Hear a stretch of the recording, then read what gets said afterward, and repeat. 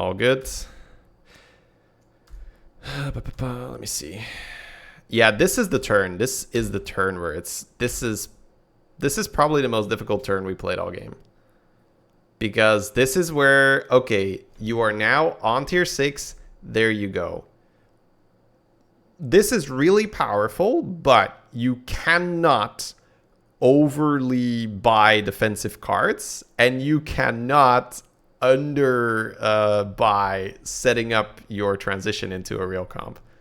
So this is like good luck. You got 10 gold. You can't make mistakes, because if you do, you die here, right? Like this is just so common. This is why you can't really tell a new player, hey, just go to 6 and then buy good cards. It's like, what? What's good? What is this good enough? Is that good enough? Because you might look at it and be like, we could do rock and trumpet, but that's underbuying good for the moment right now. Like you can't be on turn 10, let me just buy 1 trumpet, 0 support, no rock, no guarantee whatsoever you're going to end up in that composition. And even if you roll it perfectly, you might still die trying to set it up. So right now there should be a few things that you look at and you say, okay, we're going to be fast enough for this, we're going to be fast enough for that. And I think for the most part it's Stomper, because Stomper is just insta strong. We could also find a pair that triples into a 7 because we're Zephyrus, and then you get a 7 drop, and then suddenly the odds change, because when you have Zargira, like we did, now you get 2 copies of a 6, so things happen a lot faster. Variant, same thing, you can get more 6s, right? So mainly those 2 we're targeting with those triples into 7. But yeah, this is really the turn I wanted to go to, because this is, and even, I make mistakes here, absolutely, right? I look back on a game and I'm like, shouldn't have bought that, or this was too defensive, or this was too greedy, one of the two most of the time. I think here we did it fine. We looked at the trumpet and said, that's too much, we can't really do that. We looked at the Murgle, and then that's too much tempo, right? So trumpet, not fast enough. Murgle, too fast, because the Murgle doesn't really build you into anything that's gonna like push towards the mid game. So I'm really looking for the pair into the 7, or I'm looking for the Stomper, right? So like getting more Coiler would be fine. Octo would also be fine, because Octo is in that sweet spot where Octo's not that slow like a trumpet, but it also still scales, so it's not that fast like a Murgle. If that trumpet were rock, would you have taken it? That's a tougher one. Probably not. I think I would have needed, like Zargira, yes, right? Zargira double rock, let's go. Let's set it up, because we also have Foe Reaper. But the single rock, I think you still skip. Again, that's all just my current understanding, philosophy, right? There's obviously mistakes that are going to be in that logic, but that's how I play the game right now. So yeah, this is really the turn. This is the turn we have to get right.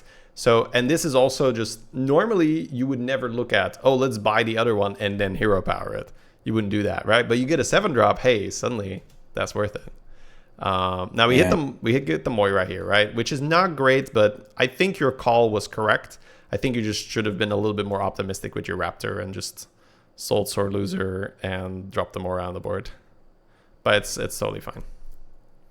Then we hit the Stomper, right? And then from here on out, the game makes more sense. It's like, okay, we're Stomper, we roll, we try to hit pairs, we try to triple, we got the Octo. There we go, right? Put it on the board. We can evolve for a 7. We end up not really taking much damage because we're just so strong the whole time. You think it was really right to skip the Elises there? It's tempting on tier 6 for the Elise. I know it's... Yeah, but we don't get the monkey that turn. I looked at it, right? And if we get the monkey that turn, then we can... Because where is it here? It's here, right? Yeah. So... Well, maybe it's... it's before we bought, right? Or... I don't even know. I just looked... Yeah. One earlier. So we were looking at least at some point, right? And I did the math and was like, we're not getting the monkey this turn, so I just didn't like it. Okay. Like, you should really, really not want to, hey, let me just like lose this fight and take a shit ton of damage. Like, you should almost never have, like, I know that's not how you think, right? But like, when we're putting a 5/5 on the board and not getting the monkey, that's what's gonna happen.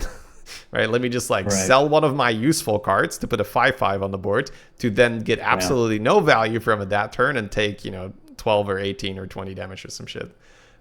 So Yeah. you should have that instinct to be like, if I can win, I should win. And there are exceptions to every rule. There are moments where you say, okay, this is so good. I'll take my 15 here, but I know I'm not going to be beatable after that. But those are actually somewhat rare, and you have to get them right? Because if you make that bet and the bet is wrong, that's a very early exit. Yeah. All right. So I just wanted to convey that feeling, right? Because that internal little check for that's too fast, that's too slow, that's just right. So finding the just right cards after power leveling it's a difficult task. Makes sense. I like the framing. Yeah. Okay, ready to go? Let's do it. Right, I'm gonna need some coffee, but I'll be there for when you were in the game.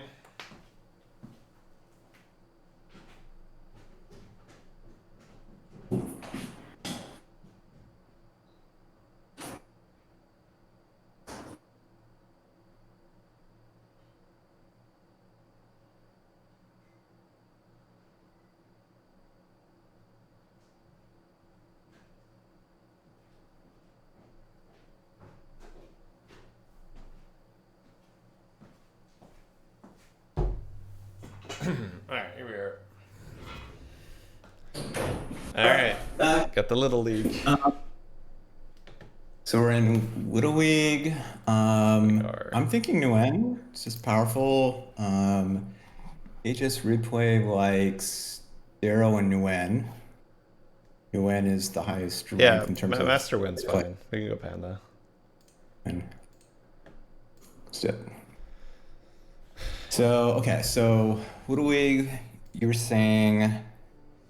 Can you remind me what you were thinking on Little League? Yeah. So yeah, do you remember what I said about it or? I'm trying to. I know you mentioned. No, I'm not remembering the moment. Well, just try to use common sense here. Look at what's in. Look at the 4s. Look at the 3s, and that's it. You're not getting more than that. So what can you build with these types? Yeah. So we're in Dragon, Mech, Naga, Pirate. Okay, so Reborn feeling strong here. No. You're holding money, so don't waste your Reborn. Oh. Doesn't matter. It's fine. Oh. Okay. So we're taking money and then. Yeah, money hold, right? It's just like you could technically get Reborn next turn again, right? Like it's a very small thing, but you can get 2 times the same hero power. But if you skip Reborn, you might get it offered next turn. But it doesn't matter enough. Just a small technicality for Panda. Yeah, so please continue. Sorry, so Mech, Naga, Pirate, Quillbore. So if we look at 4, there's no Murloc. Look at what scales. That's what I'm thinking. So Quillbore sort of scale. Oh shit. Yeah. So well, I guess we could golden the front Drake. This is so freaking weird. Yeah, Reno because Reno. I'm just seeing if there's any chance we roll for a card, but you're not getting much better than this, right? It's probably Surf and Surf to just be strong, to be honest, because you get a 6/4 token out of that. Alright. Yeah. Then play your money as well and roll.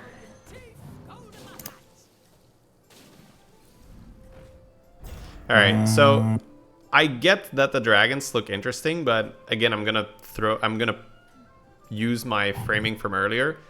In Little League, people know what comps are there that they can play. So they are going to really gravitate towards getting something and then pushing into it. So that means if Murlocs are in, people are just going to start buffing a Bream. With Pirates, it's going to be Peggy.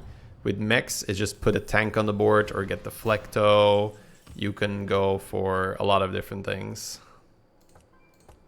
So here I'm thinking level, roll, and maybe see the light on something, or could be a bubble, but I think see the light's a little better. I'd just Yogg. I think right now the minion doesn't matter too much. With +1/+1's better. More leveling? Yeah, level roll, Yogg. Yeah.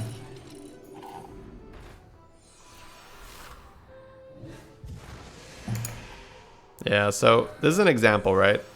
You could have See the Light on Kaboombot, but I'm not even sure